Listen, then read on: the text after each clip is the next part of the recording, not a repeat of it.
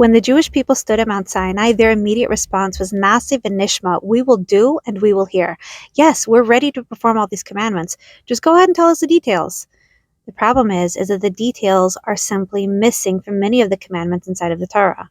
I've said this already, but let me give you a few concrete examples.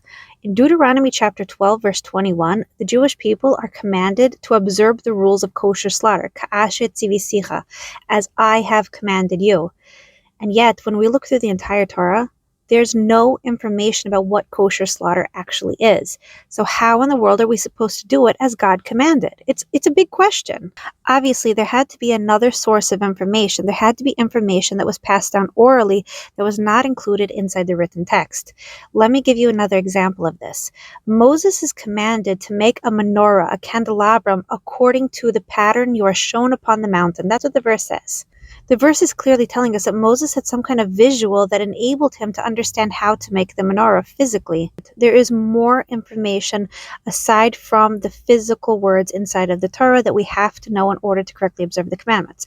This goes for everything. When you look at the commandment for tzitzis, for ritual fringes, it says that you're supposed to make fringes on the corner of your garments.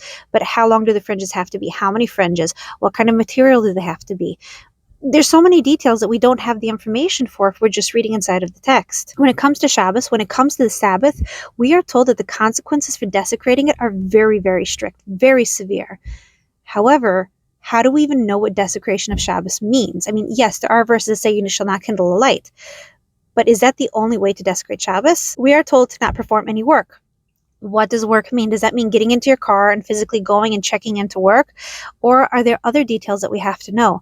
Does it mean that you're not allowed to schlep a table from one side of the room to the other? Or you're not allowed to take care of your children? Like what? What are the details? We have to have this information in order to correctly serve God.